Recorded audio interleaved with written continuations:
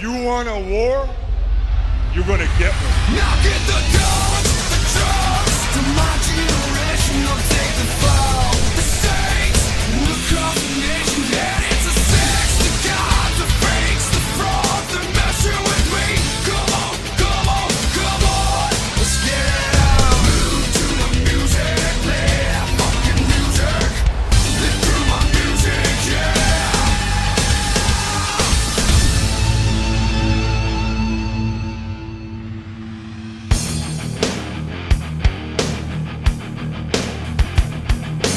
Welcome back to Reliving the War. Welcome to the 22nd of May 2000 and welcome to Indianapolis, Indiana for Raw and Grand Rapids, Michigan for Nitro. We just checked out Judgment Day 2000 last week on the channel. Triple H is once again WWF Champion and The Undertaker made his return to the company as Chief Backer Michael Liker. The Undertaker doesn't break his silence on this episode of Raw, unfortunately, but he does speak this week on SmackDown. So I will be covering SmackDown later in the week. I figured that since Reliving the War is going to be over soon, I'll try to get in as many bonus episodes of SmackDown and Thunder as possible.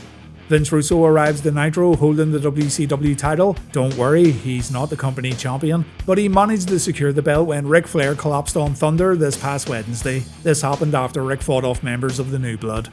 Russo, his son David, Jeff Jarrett and others look like they're about to attend a funeral. And yes, the New Blood are here to mourn Ric Flair's career. There's a giant nose inside that coffin. Russo pretends to show sympathy, but he can't help poke fun at Slick Rick. And a bit later on, we see Terry Taylor arrive to Nitro along with Ric Flair's son Reed. Has Reed also found a new dad? I'm starting to wonder here about Ric Flair, you know. Also on Nitro, Terry Funk's promised some sort of huge announcement. The commentators think Terry's going to announce his retirement, but you know what Terry's like when it comes to hanging up his boots. Loads to get through as usual, but we begin with a Vince McMahon promo over on Raw while Nitro opens with a Booker T vs Ernest Miller match. Let's get the show on the road.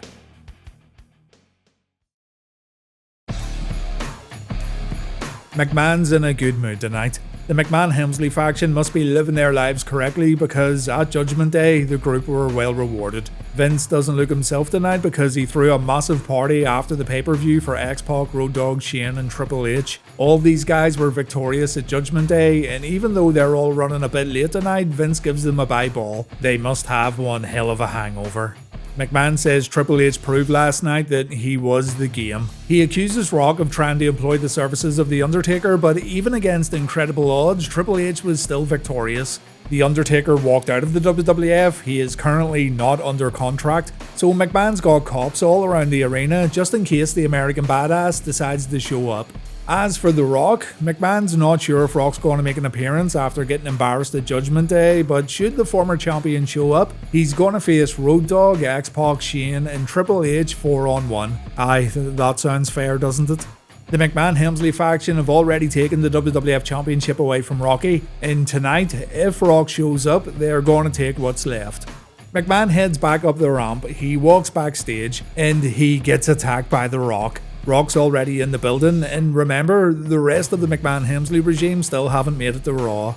McMahon gets beaten all around the backstage area. Vince has to beg for his life, but Rock's not letting up. Eventually, the Great One throws Vince into a limousine before telling the driver to take him away, and Rocky leaves McMahon with a little parting gift. Dare do this to me? I'm ready to... Rocky's gonna hang around the parking lot and wait for Triple H and company. So let's flip over to Nitro where we learn Ernest Miller's joined the Mudvug Dojo. He's using a screamer sticks on Booker T, he also uses nunchucks, and you guessed it, the referee isn't calling for the bell because remember, the rules have been relaxed bro. Only when it's convenient, mind you. As Miller continues the beatdown and as he moves on to using a kendo stick, Schiavone says this is what fans want to see. Fans apparently want every match to be contested without rules, and I'm not sure about that, Tony. Rules are made to be broken, my guy, and if those kind of opportunities are taken away from superstars, then you're effectively placing limits on creativity in a roundabout way. I'm blubbering on here, so Booker fights back with a bookend followed by a Harlem sidekick. Ernest then falls victim to a spinebuster, but when Booker uses a weapon on Miller, Shawn Stasiak makes an appearance, still not grounds for a DQ. Stasiak gets wiped out with a chair shot, that chair gets kicked in Booker's face, Miller wins via pinfall, and the MIA run down to help Booker out. Stasiak gets the worst of it here, and after cleaning out the ring, the Misfits get greeted by Eric Bischoff and Kimberly. Bischoff says something very interesting here. He says he's one phone call away from changing the New Blood and WCW forever. What this means, no one knows, but Eric moves on to Booker T when he asks him to rejoin the New Blood. The MIA have a little group huddle, and they tell Eric to kiss their ass. It's Major Gun's rear end that Eric's got a kiss, and I don't know why this is a bad thing. I'd have ran down to that ring faster than you can say premature ejaculation.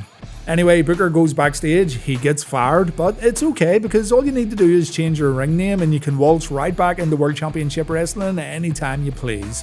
Booker leaves the arena, he tells the MIA to stay tuned until next week, and we then see Norman Smiley and Rolfus working at their new job. The boys are cleaning cars. One car wash costs a mere $1, so definite value for money outside the arena tonight at Nitro. Test and Albert had a tag team match against the Hardy Boys on Raw. Matt and Jeff had some woman trouble when Trish interfered from the outside, but the boys stayed resilient and Jeff managed to hit both of his opponents with a whisper in the wind. On the outside, Matt shoved Trish down to the floor and she made him pay afterwards by shoving him into the ring steps. And Miss Stratus also got on the apron, which allowed Test to deliver a big elbow drop to Jeff. TNA win this one thanks mainly to the efforts of Trish Stratus, so maybe the Hardys could do with some female backup too. Check out the SmackDown video later in the week and we'll see the beginning of Team Extreme. Next on Raw, Eddie Guerrero defends his European title against D'Lo. On Nitro, we've got Daffney versus Crowbar.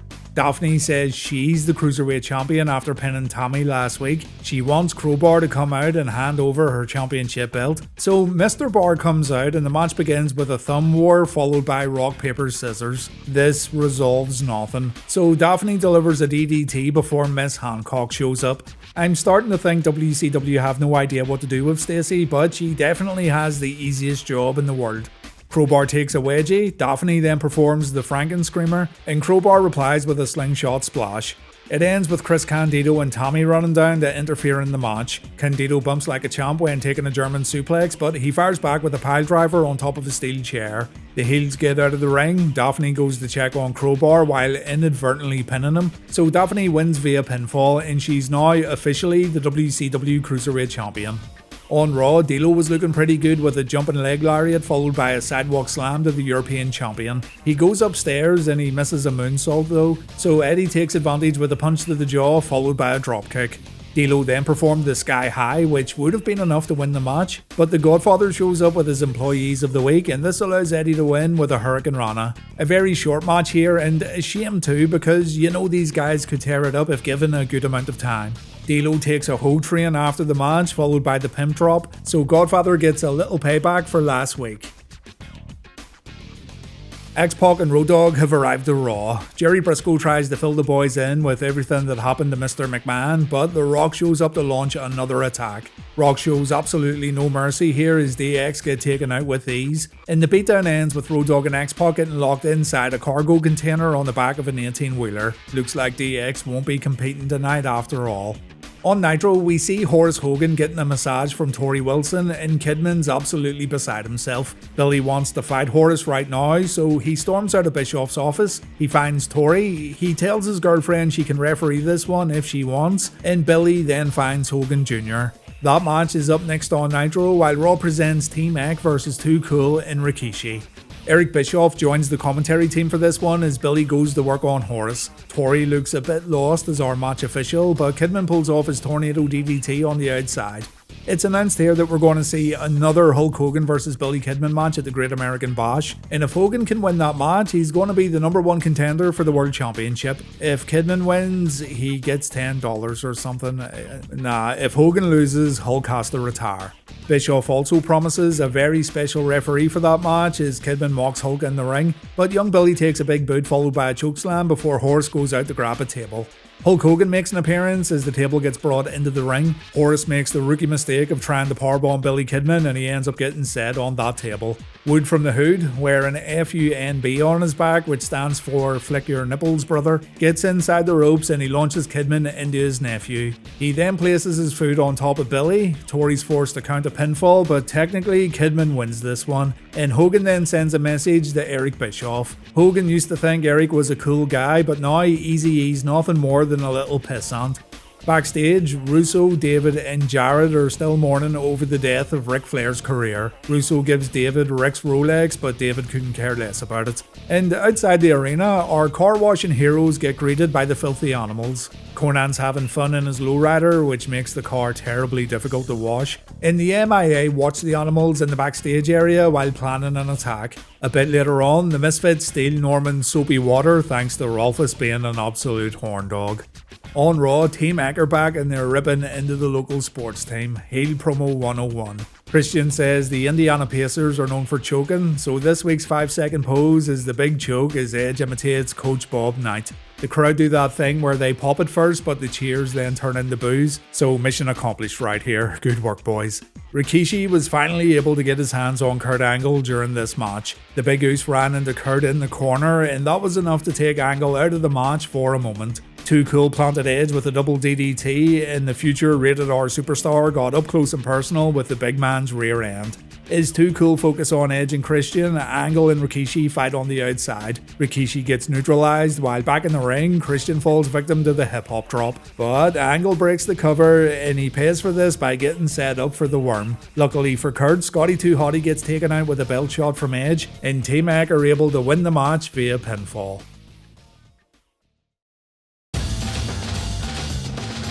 The Rock's still on the lookout for Triple H and Shane McMahon. The Boy Wonder arrives to the arena and Jerry Briscoe tries to warn him about what's going on, but Shane tells Briscoe to chill out before making his way to the ring to cut a promo. On Nitro, we're going to hear what Terry Funk's big announcement is. The legend from Amarillo, Texas looks smart as he gets in the ring to talk about his future. Terry asked his daughter Brandy to be here tonight, and Funk says both she and Terry's wife have been looking forward to this announcement. The New Blood are then seen in the back. Eric says he's already heard enough and he gets ready to send the faction out. And as Terry keeps talking about family members he's invited to watch Nitro tonight, Shane Douglas leads members of the New Blood out to the entranceway. Shane tells Terry to get on with it and make his big announcement. Funk says he wants to hear a hell yeah first, but Shane doesn't budge. And then Terry finally reveals that he's a grandpa. Yeah, there's another little funker in the world and Terry's overjoyed. But he also says grandpas don't wrestle. They sit in rocking chairs.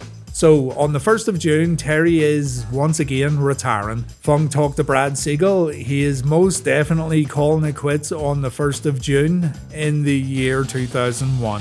Terry extended his contract for a year, and that means the New Blood have to look at Terry's old wrinkly ass for another 12 months. The New Blood hit the ring. They're going to try and make Terry retire a little early. Terry takes a piledriver on a steel chair, and Brandy ends up getting in the ring in an effort to stop this beatdown. There's nothing she can do, unfortunately. She has to watch her dad take more and more punishment. It ends with Terry taking another piledriver, while absolutely no one in the back comes to help out the dirty funker. An absolute legend of the business, yet no one wants to help him out. Outside the arena, Smiley and Ralphus are getting ready to clean Conan's lowrider. The MIA have replaced the soapy water with white paint, or possibly loads of jazz. And Norman's like, well, whatever, and he gets to work. I sure do hope Conan and company won't be too angry. On Raw, Shane O'Mac makes fun of the Big Show. He says, eeny, meeny, miny, mo, who's afraid of the big bad show? Obviously, it's not me, so I don't know. I guess the only question the answer is, which way did he go? Drop that on Spotify, Shane, and you're sure to get some serious playtime. Young Simba McMahon shows some still shots on the Titantron from his victory at Judgment Day. He says he now wants to be known as the Giant Killer. And look, here comes The Rock. Here comes The Rock to punch Shane in his stupid mouth. The People's Champ beats Shane all the way through the audience while the Boy Wonder tries his best to escape. So the only person left for The Rock to get his hands on is the WWF Champion Triple H. We've got the career killer Mike Awesome versus the excitement killer The Wall next on Nitro. Over on Raw, we've got the lady killer Val Venis versus the, Chris Benoit. Before the Nitro match, we heard from Chris Kenyon sitting in his hospital bed. Chris was told he might not walk again after getting thrown off the cage at Slamboree, and even though Kenyon wants to one day wrestle again, he's unsure if that's even a possibility. I mean, if you can't walk, I don't think you can wrestle. Mike Awesome comes out in a wheelchair to poke fun at Kenyon. He pretends to be Chris while saying Mike Awesome almost ended his career just because he wanted to help DDP. The promo seemingly gets cut short when The Wall's music plays, and yeah, thank God. Mike may be a great wrestler, but his comedic timing needs a little work. This was a tables match because I don't think the Wall's allowed to compete in other match types anymore, but Mike Awesome wins after dumping the Wall over the top rope and through the wood. Wall, ever the no-selling jabroni, gets up and he attacks Awesome after the bell. They head back up the ramp where Shane Douglas attacks Wally Balls, and I could have sworn Wall was part of the New Blood, but I guess not. This was probably explained last week or something, but I just didn't pay attention. And that's because I couldn't give two flying fucks about the Wall. Shane, Awesome and Wall head to the back where an ambulance is parked up. DDP jumps out of the vehicle to attack Awesome. Mike takes a chair shot before getting loaded into the ambulance, and the Wall gets a chance to beat up Shane a little before Nitro cuts away. What's hilarious here is the fact that the very next backstage bit features Shane and Awesome walking alongside Ric Flair's career coffin. So either the boys learned how to teleport within the blink of an eye, or WCW's excellent production staff strike again. This company, man, swear to God.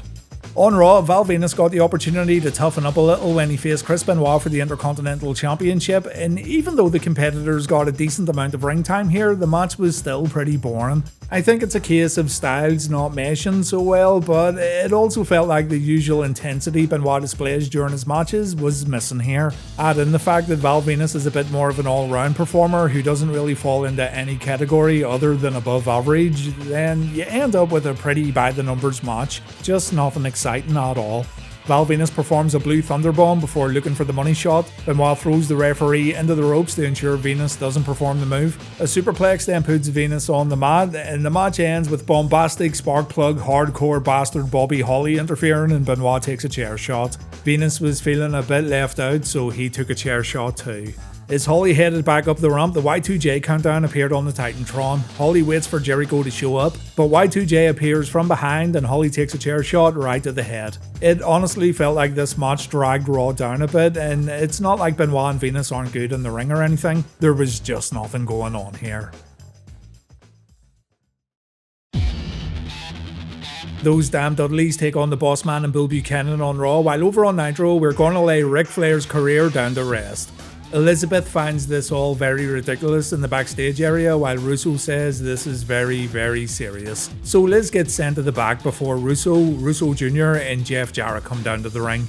Shivani says there was talk during the week that Flair may have suffered a brain aneurysm, and yeah, I'm not buying that for a single second. But Russo gets in the ring to say we're all here tonight to celebrate the death of Ric Flair's career. A replay from Thunder gets shown on the big screen, and Russo says this is all the fans' fault. Russo told Ric he was too old to compete, but the fans wanted Flair to continue on, as did Ric himself. And now Ric's denied his son the opportunity to retire him at the Great American Bash. The fans chant Russo sucks. Vince says that's fine because the World Championship's now in his possession. And he only goes ahead and awards Jeff Jarrett the WCW Championship. I'm not even kidding either. Jeff Jarrett is now the World Champion, and guess what he says after getting the belt? Yeah, you're right. He says he's the chosen one and he's got all the stroke because the fucking guy never has anything else to say, even though he's currently being booked like the biggest, greatest heel in WCW history. Vince then produces the Rolex. He says he's gonna bury the watch along with Ric's career. He goes out to put the watch in the coffin, but oh no, Kevin Nash is in there and he's here to get a piece of the new blood. Russo gets taken out, David takes a big boot, as does Jeff Jarrett, and it all ends with Kevin taking the world belt for himself before heading back up the ramp. Backstage, an angry Russo books a match, Jeff Jarrett versus Kevin Nash for the world title. If the New Blood don't leave Nitro tonight with the World Championship belt, then they'll end the show by forcefully taking it away from Big Sexy. A bit later on, Terry Taylor brings Ric Flair down to the ring, and Mini Flair wants to talk to his older brother David. Or is David now his stepbrother? I don't know. Young Reed says the family needs David back, everyone misses him, everyone needs him, but most of all, Daddy Flair wants his relationship with David put back in place.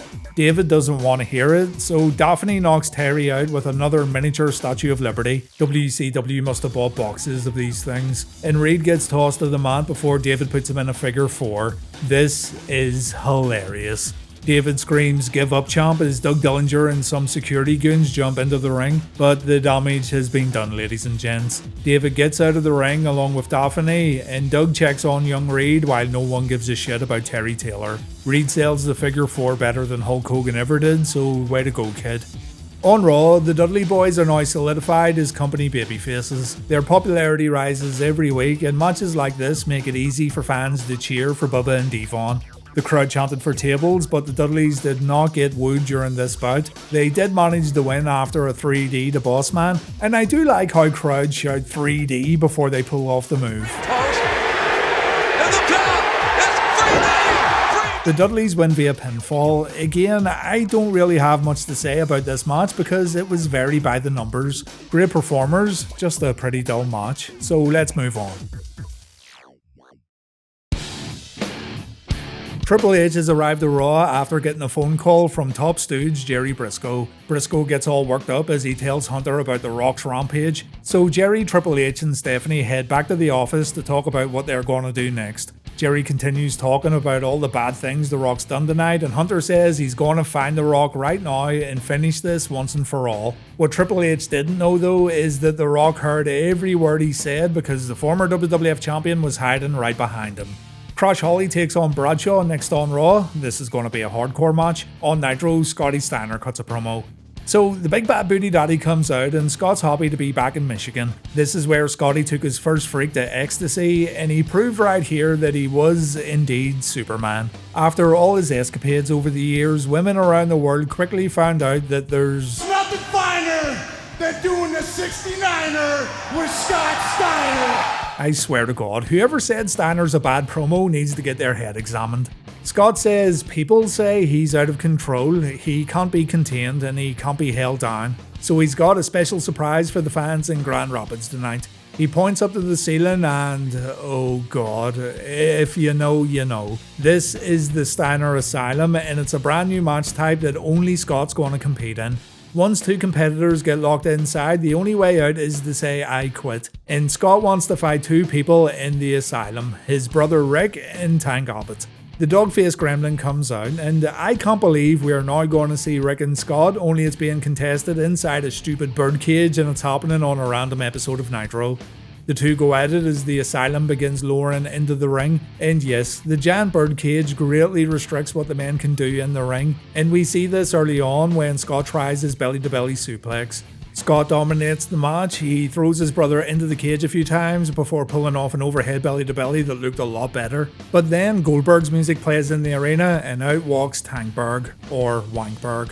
Scott's got the recliner locked in, but Tank's making his way down to the asylum. He tries to break in using bolt cutters, and when Tank realizes this is probably going to take him all day long, he decides to smack Mickey J, and he raises the cage before launching an attack. First ever asylum match, guys. The only way you can win is by saying I quit, and it ends with interference. My God. Kevin Nash comes out to help Scott Steiner. Mark Madden thinks Nash is trying to get Scott included in the Millionaires Club, but nothing gets confirmed here. Big Sexy and Scott clear the ring before Nitro takes a break, and afterwards, Nash gets interviewed by new WCW backstage host Pamela Paulshock. Nash doesn't mention Scott at all, but he does say he's ready to fight Jeff Jarrett tonight. If Jeff can beat him, he will hand the world title back. If Nash wins though, he's going to keep the belt and call himself champion. So, it's a title match. Yeah, okay, got it. On Raw, Crash Holly wants a refund from the APA, saying as, according to Crash's mom, the Acolytes breached their contracts by not helping him when Jerry Briscoe won the hardcore title. The APA give Crash a lollipop to try to calm him down, but Crash doesn't want a sucker, he wants a beer. That beer gets poured all over Bradshaw's head, and so the two head down to the ring for a fight. Bradshaw almost breaks Crash's back with a big club and blow and a 2x4 shot. The trash can and trash can lid then come into play, and it looks like the big Texan isn't going to take it easy at all on the former hardcore champion. On the outside, Holly gets his head rammed into the ring bell and Bradshaw destroys young Elroy with a chair shot, and the slaughter continues with a ton of right hands back in the ring followed by a powerbomb. Crash avoids a second powerbomb, but he doesn't avoid a clothesline from hell, and yeah, Bradshaw wins via pinfall. Total and utter destruction from the big man here. After last night's Iron Man match, Shawn Michaels got interviewed by Michael Cole, and Shawn says he called the match right down the middle, which, to be fair, he totally did. Shawn counted the guys out when necessary, he handed out disqualifications when he needed to, and when he saw The Undertaker in the ring attacking Triple H, he had no choice but to award Hunter the final point of the match. Sean's fed up of people trying to make him out to be the bad guy when he was just trying to do his job. And speaking of jobs, Sean's heading home to resume managing his brilliant delivery service. Over on Nitro, meanwhile, DDP had a match against main event Chuck Palumbo. During this one, Elizabeth made an appearance and she slapped the taste out of Palumbo's mouth. But this led to Kimberly showing up to attack Liz with one of those squishy baseball bats. Mike Awesome then appeared holding what Tony Schiavone called his Halo device, and Awesome got in the ring to wipe out DDP. Palumbo locks in the torture rack. It's a win for the WCW newcomer, and the total package makes an appearance, but he doesn't know what to do. He can help Liz or he can help DDP. In the end, he tries to get in the ring, but Kimberly holds him back. This allows Chuck to hit him with that baseball bat, and the attack leads to Lex getting put on a stretcher and taken out of the arena by EMTs. You know, the longer this New Blood stuff goes on, the more I get the feeling that there's no real end game put into place. This was a major problem during the NWO days, and it feels like we're on that same path to absolutely nowhere. Speaking of the New Blood, Vampiro's got himself a match next against Hulk Hogan, while Raw presents Dean Malenko and Perry Saturn taking on Essa Rios in The Godfather. On Thunder, Vampiro was supposed to magically make the ring ropes go on fire while Sting was standing inside the squared circle. These two are set to do battle in a Human Torch match at the Great American Bash, so someone's going to get flame grilled at the next WCW pay-per-view. Unfortunately, the magic trick didn't work and we could see guys with blowtorches trying to set fire to the ring ropes, but the replay they showed on Nitro looks a lot better. I don't think WCW tested these kind of spots out at all. Vampiro brings some gasoline and a blowtorch to the ring. I don't expect him to set Hulk Hogan on fire honestly, but Vamp does take the lead at the beginning of the match. When we go to the outside, it's all Hulk Hogan and his chair shots actually look decent for a change, and the domination continues when the two visit the commentary table. All I do now in Hulk Hogan matches is count down the minutes until he uses his weight belt. Don't work hard, work smart, brother. It took under 2 minutes this time around as Hulk goes to work back inside the ring. And following the belt whipping, Hogan stays completely in control as he destroys Vampiro all over the ring. It's turned into a squash match. Hulk delivers the big leg drop, but he doesn't pin his opponent. He wants to make Vampiro pay for his sins, but this was a bad move on Hogan's behalf. Young Billy Kidman makes an appearance and he hits Hogan with Vampiro's blowtorch. And my, Vampiro gets a pinfall win over Hulk Hogan on WCW Nitro. To try and restore a bit of balance and to bring harmony to the world once again, Sting comes out and he puts Vampiro down with a Scorpion Death Drop. It's like, yeah, you can get a pinfall win over Hogan, but by God, you're still going to look like absolute shit. So there you go, folks. Hogan putting over young talent while still making young talent appear like losers. Outside, the filthy animals are ready to pick up their car, but they can't seem to locate it. When Norman tells the boys that this is, in fact, their car, the animals launch an attack. Luckily, the MIA show up and we have a big old fight, but poor Ralphus has been knocked out cold. So General Rection tells Major Guns to do her duty and give Ralphus mouth to mouth. Miss Guns doesn't want to do it, but she has no choice. So she approaches Ralphus and our main man wants some tongue action. He ends up getting slapped and he lays on the ground with a big smile on his face. And I am surprised WCW haven't given this guy a run with the World Championship yet. On Raw, Essa Rios found out that there's some perks they avail of when teaming up with the Godfather, and Lita isn't happy with Essa benefiting from those perks. Kinda funny too, seeing as Lita debuted in the WWF as one of the Godfather's creatures. Saturn and Malenko are still not seeing eye to eye, and things get worse when Godfather gives Dino Machino an offer he can't refuse. Dean may be the man of 1,000 holes, but Godfather says these women know 1,000 positions. This would have been the perfect time for the Godfather to call himself the man of 1,000 hoes, but he didn't do it. A missed opportunity for sure.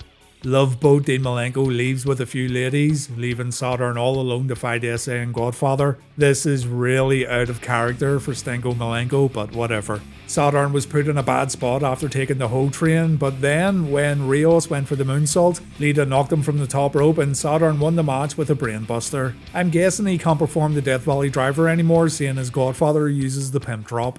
Perry wins this 2-on-1 match. It looks like Lita has ditched Essa Rios, and it also appears that the Radicals are no more.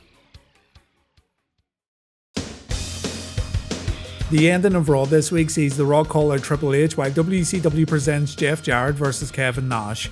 After Nash and Double J make their entrances, Vince Russo shows up along with R&B security. Vince proceeds to knock the referee out, so I guess Russo's going to serve as our match official.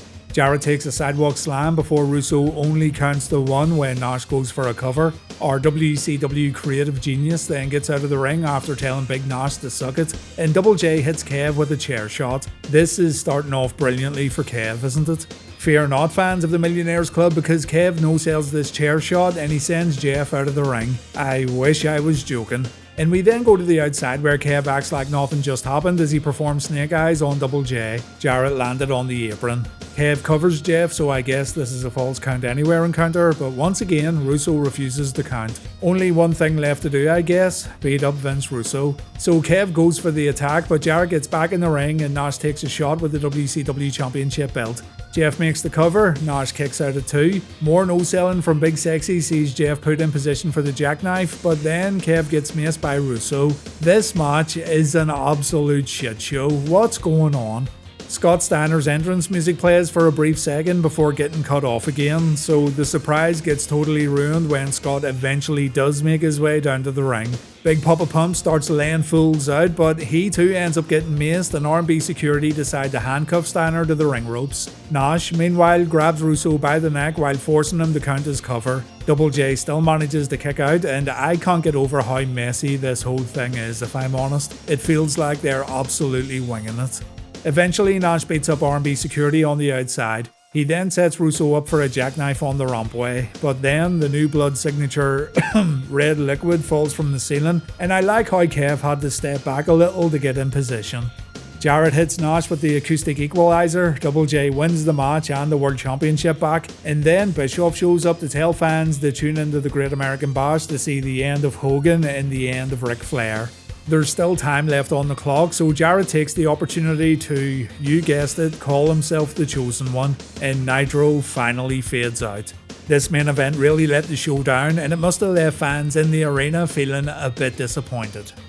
The Rock makes his way down to the ring and he grabs a microphone. He says Triple H may have left Judgment Day with the WWF title, but after everything that happened, Triple H can't really say he beat The Rock.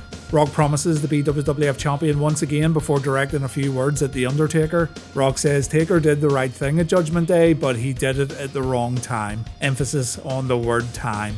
As for Vince McMahon and McMahon booking Rock in a handicap match tonight, well, that's not going to happen now after Rock sent Vince to Just Got Your Ass Kicked Boulevard. He says X-Pac and Road Dogg are probably in that shipping container right now, sucking it with each other. Fucking hell. And Shane McMahon has simply left the building. It's no longer 4-1, it's now 1-on-1. So Rock's calling Triple H out right now, and maybe we're going to see a continuation of last night's Iron Man match. Triple H shows up, he shows off his newly acquired WWF Championship, and before Hunter walks down the ramp, he just wants to say that both he and Rock went through hell last night. The men gave it all they had as they made history, but yesterday was Rock's Judgment Day as the Great One got punished while Triple H got rewarded. Rock may be the Great One, but as great as he is, he couldn't hang with the game. The fact of the matter is, Triple H is standing on Raw tonight as WWF Champion because he's that damn good. And at this point, The Rock's heard enough. He tells Triple H to just bring it. Hemsley slowly makes his way down to the ring. The two build up tension again, which they did so masterfully at Judgment Day. And as the fight begins, Rock easily takes care of the WWF Champion. Road Dogg and X-Pac show up to get their hands on Rocky. Vince McMahon shows up too, along with Shane McMahon, as Rock tries to fight everyone off. Vince falls when setting himself up for a rock bottom because he's a silly shit, but Rock does manage to pull the move off eventually. When the numbers get too much for Rock, the Judgment Day promo plays on the Titantron and the crowd goes crazy. The Undertaker is here at Raw, and we see him driving his motorbike through the backstage area before showing up in the arena. A great shot right here of the American Badass. Vince orders the troops to go after the dead man, but they're all no match for the Undertaker. Taker once again destroys the McMahon-Helsmley regime as Hunter continues beating Rock down inside the ring. But Taker ensures Rock gets a fair shot at Hunter after chasing McMahon and company away from the ring. Triple H sets up a pedigree on the ring steps, Rock counters with a back body drop. The two then brawl on the outside for a moment, and it looks like Triple H has it all wrapped up after hitting Rock with the ring bell. Hunter sets up a pedigree on the commentary table, Rock counters with a low blow, and Raw ends with the WWF Champion taking a rock bottom. The table breaks, Rock celebrates in the ring, so it looks like the Triple H and Rock feud's going to continue on.